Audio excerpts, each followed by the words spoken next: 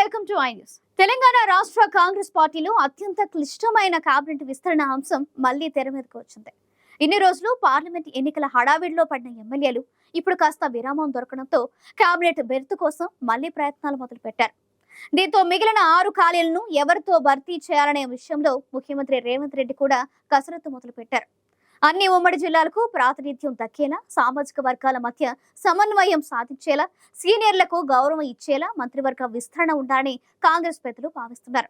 ఉన్నవి 6 ఖాళీలు. అయితే ఆశావాహులు మాత్రం 15 మంది దాకా ఉండటంతో ఎంపిక క్లిష్టంగా మారింది. నొప్పించిగా తానొవ్వక అన్న మాదిరిగా కొత్త మంత్రుల ఎంపిక పూర్తి చేయాలని రేవంత్ రెడ్డి భావిస్తున్నారు. డీలా పడిన కాంగ్రెస్ పార్టీని లేపి అధికారంలోకి తెచ్చిన రేవంత్ ఇప్పుడు ముఖ్యమంత్రిగా సక్సెస్ కావడానికి అంతకన్నా ఎక్కువ కష్టపడాల్సి వస్తుంది.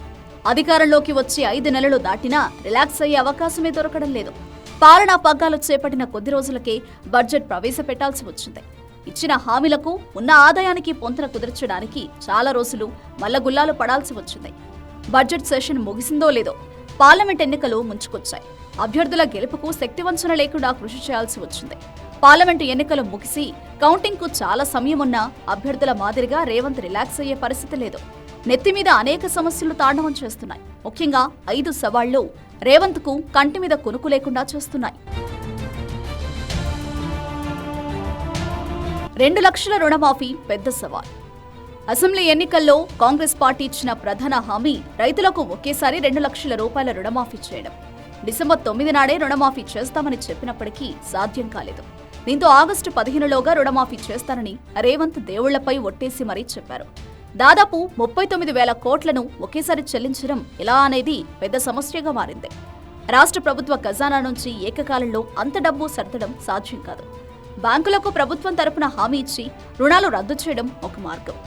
ఫైనాన్స్ ఏజెన్సీల నుంచి అప్పులు తెచ్చి సర్దడం మరో మార్గం. దేనికైనా ఎఫ్ఆర్బిఎం పరిధి మరో అడ్డంకి.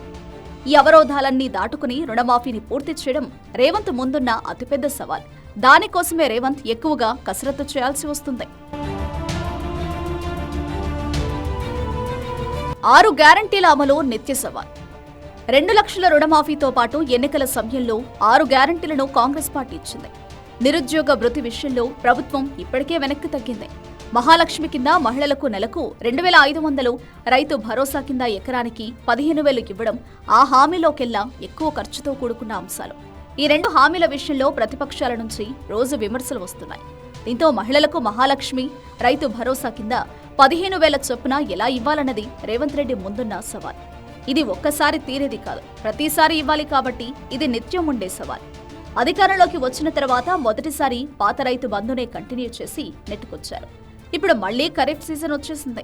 రైతు భరోసా కింద ఈ సీజన్ కోసం ఇప్పటికిప్పుడు 11,250 కోట్లు సర్దాల్సి ఉంది. అంత డబ్బు ప్రస్తుతం ఖజానాలో లేదు. ఆ డబ్బును ఎలా సమకూర్చాలన్నది పెద్ద సమస్య. ఇక మహాలక్ష్మి పథకం కింద మహిళలకు నెలకు 2,500 ఇవ్వడం సాధ్యమా కాదా అనే విషయంలో ప్రభుత్వ పెద్దల్లో భిన్నాభిప్రాయాలున్నాయి. అది సాధ్యం కాకపోతే ప్రజలకు విడమరచి చెప్పాలి. సాధ్యమవుతుంది అనుకుంటే ఇవ్వాలి. ఈ విషయంలో ఏం చేసినా తలనొప్పి తప్పదు. మహాలక్ష్మి పథకం కూడా రేవంత్ రెడ్డికి పెద్ద సవాల్గా మారింది. స్థానిక సంస్థల ఎన్నికలు మరో సవాల్. అసెంబ్లీ ఎన్నికల్లో సక్సెస్ అయి అధికారంలోకి వచ్చారు. పార్లమెంటు ఎన్నికల్లో కూడా బాగానే పర్ఫామ్ చేశారు. ఇప్పుడు స్థానిక సంస్థల ఎన్నికలు వస్తున్నాయి. గ్రామ సర్పంచ్ నుంచి జడ్పీ చైర్మన్ వరకు ఎన్నికలు నిర్వహించాలి. మున్సిపల్ ఎన్నికలు జరపాలి. సింగిల్ విండో ఎన్నికలు పెట్టాలి. ఈ అన్ని ఎన్నికల్లో కాంగ్రెస్ పార్టీని గెలిపించాలి. బీఆర్ఎస్ అధికారంలో ఉన్నప్పుడు అన్ని జిల్లా పరిషత్లను, డీసీజీబీ చైర్మన్లను, 90% మున్సిపాలిటీలను ఆ పార్టీ గెలుచుకోగలిగింది. ఇప్పుడు కాంగ్రెస్ పార్టీ కూడా ఆ రేంజ్లో విజయం సాధించడం పెద్ద సవాల్. అధికారం కోల్పోయినా సరే బీఆర్ఎస్ ఇంకా బలంగానే ఉంది. బీజేపీ రాష్ట్రంలో బలం పెంచుకుంటోంది. ఈ 2 బలమైన పార్టీలను తట్టుకుని స్థానిక సంస్థల ఎన్నికల్లో పార్టీని గెలిపించడం రేవంత్ కు మరో సవాల్. బీజేపీ ఏం చేస్తుందో అనే టెన్షన్. బీజేపీ 3వ కేంద్రంలో అధికారంలోకి వస్తే తెలంగాణ రాజకీయాల్లో జరిగే మార్పులు కూడా రేవంత్ కు సవాల్గా మారే ప్రమాదం ఉంది. పార్లమెంట్ ఎన్నికల్లో బీజేపీ కనీసం 7-8 సీట్లు గెలుచుకునే అవకాశం ఉందంటున్నారు.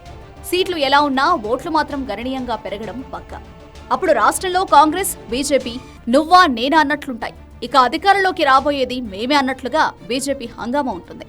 రాష్ట్రంలో కాంగ్రెస్ పార్టీ ప్రభుత్వాన్ని అస్థిరపరిచే ప్రయత్నాలు చేసే అవకాశాలున్నాయని అంచనాలున్నాయి. బీజేపీ ఎత్తులను కాచుకుని కూర్చోవడం రేవంత్ కు పెద్ద సవాలే. మంత్రివర్గ విస్తరణ కత్తి మీద సాము.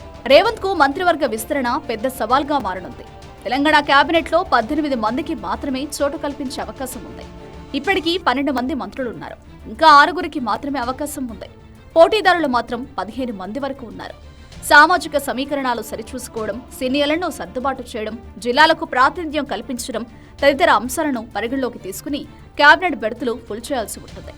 ప్రస్తుత మంత్రివర్గంలో ఉమ్మడి హైదరాబాద్, రంగారెడ్డి, ఆదిలాబాద్, నిజామాబాద్ జిల్లాలకు ప్రాతినిధ్యం లేదు. ఈ 4 జిల్లాల నుంచి ఒక్కొక్కరికైనా అవకాశం కల్పించాల్సి ఉంది. పోటీదారులు మాత్రం ఎక్కువ సంఖ్యలో ఉన్నారు. జిల్లాల ప్రాతినిధ్యం చూసుకుంటే సీనియర్లకు అవకాశం రాకపోవచ్చు. ఈ రెండింటినీ పరిగణలోకి తీసుకుంటే సామాజిక సమీకరణాలు సెట్ కాకపోవచ్చు. రెడ్డి సామాజిక వర్గం నుంచే ఎక్కువ మంది పోటీలో ఉన్నారు. కానీ ఉన్నవి కేవలం 6 ఖాళీలే. అందులో ఒక్కటైనా మైనారిటీకి ఇవ్వాలి, 2 బీసీలకు ఇవ్వాలి, 1 లంబాడా సామాజిక వర్గానికి ఇవ్వాల్సి ఉంటుంది. ఇవి పోతే మిగిలినవి ఇక 2. అందరినీ సంతృప్తి పరిచేలా, పార్టీలో ఐక్యత దెబ్బతినకుండా ఉండేలా మంత్రివర్గ విస్తరణ ఉండాలి. ఇది మాత్రం రేవంత్ రెడ్డికి పెద్ద సవాల్. ఇలా ఒకదాని తర్వాత ఒకటి నిత్య సవాళ్లు ఎదురుపడుతుండటంతో రేవంత్ రెడ్డి శక్తికి మించి కష్టపడాల్సి వస్తుంది.